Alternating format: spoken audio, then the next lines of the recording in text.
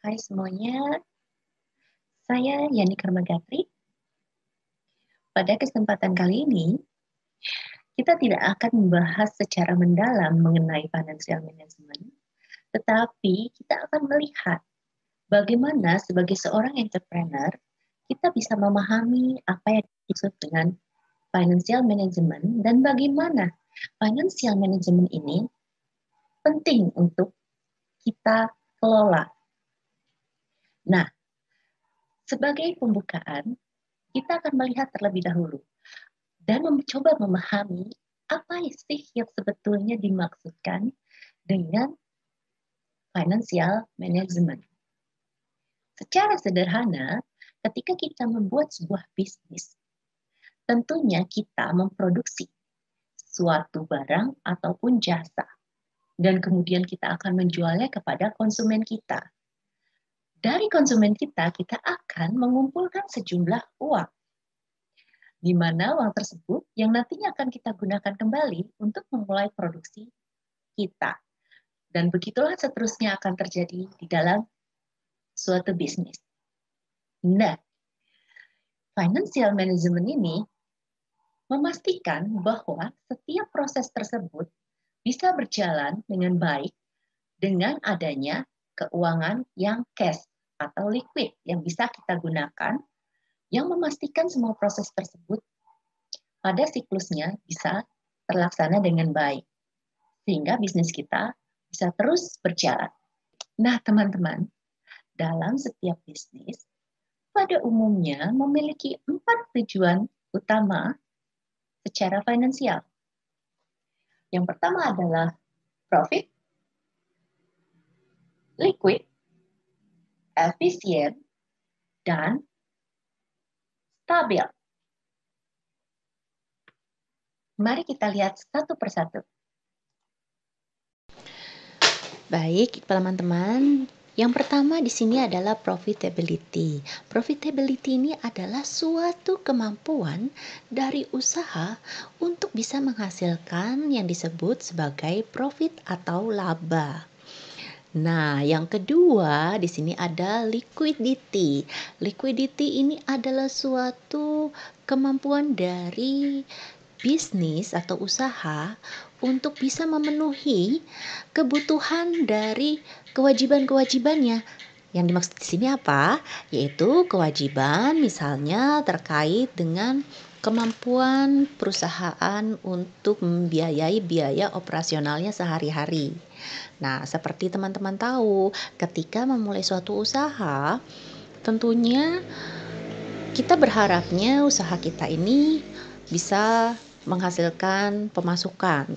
Akan tetapi, di suatu kondisi tertentu, ketika kita sudah memproduksi barang atau jasa kita ini tidak secara langsung bisa terjual, sehingga belum ada mungkin sejumlah uang yang bisa masuk ke dalam rekening kita.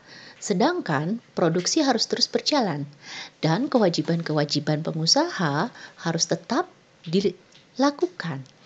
Nah, disinilah yang disebut likuiditas ini. Apakah perusahaan tetap memiliki kemampuan untuk memenuhi segala kewajibannya tersebut, termasuk seperti membiayai gaji karyawannya dan juga membiayai pembayaran-pembayaran kepada supplier dan lain-lainnya. Yang ketiga adalah efisiensi. Efisiensi yang dimaksud di sini adalah bahwa teman-teman entrepreneur semuanya menggunakan segala hal yang teman-teman miliki secara efisien. Salah satunya adalah aset atau barang-barang yang digunakan dalam proses produksi. Artinya tidak ada hal yang tersia-siakan yang seharusnya bisa memberikan pendapatan malah berubah menjadi cost. Itulah yang dimaksud dengan efisien. Yang keempat adalah stabil. Stabil berarti bahwa kita tidak memiliki hutang yang besar yang bisa memberatkan. Secara finansial kita memiliki kekuatan keuangan yang cukup baik. Hal itu bisa kita lihat dari sejumlah kewajiban perusahaan yang harus dibayarkan bisa terbayarkan dengan baik. Segala proses produksi bisa berjalan dengan baik. Dan yang teman-teman perlu perhatikan adalah kesehatan dari keuangan teman-teman. Artinya apa? Artinya teman-teman tidak memiliki hutang yang besar, yang bertumpuk, yang melebihi kemampuan dari perusahaan untuk bisa membayar hutang-hutang tersebut. Baik teman-teman, itu adalah sekilas mengenai apa itu manajemen keuangan.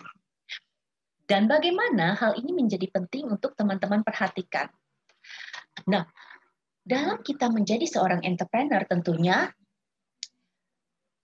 sangat baik bila kita memahami segala sesuatu tentang proses keuangan.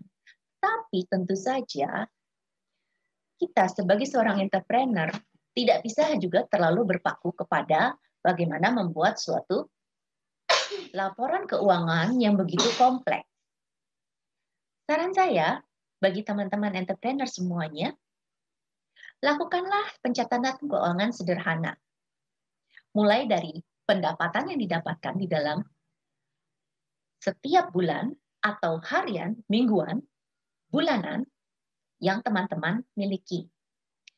Dan tidak lupa juga mencatat setiap pengeluaran yang teman-teman lakukan. Sehingga di dalam bisnis teman-teman, teman-teman memiliki pencatatan walaupun dalam bentuk yang sederhana. Pencatatan ini sangat penting sekali untuk melihat kesehatan keuangan dari usaha teman-teman. Fungsinya untuk apa? Ketika teman-teman nanti suatu saat memerlukan untuk mengajukan pinjaman modal, pembiayaan usaha, maka catatan keuangan ini bisa menjadi referensi bagi pemberi pinjaman atau institusi pemberi pinjaman. Nah, teman-teman entrepreneur semuanya, mudah-mudahan materi kita hari ini bisa bermanfaat untuk teman-teman dan memberikan sedikit pencerahan. Untuk memperdalam apa yang sudah kita pelajari saat ini, teman-teman entrepreneur semuanya bisa melakukan latihan pencatatan dari ide bisnis atau bisnis yang sudah teman-teman lakukan. Ingat, selalu lakukan pencatatan. Bagaimanapun bentuknya itu, sesederhana apapun, yang terpenting bahwa teman-teman entrepreneur memiliki record atau catatan atas keuangan atau cash flow teman-teman semuanya. Baik teman-teman, sampai berjumpa lagi di sesi-sesi berikutnya. Tetap semangat dan tetap menginspirasi.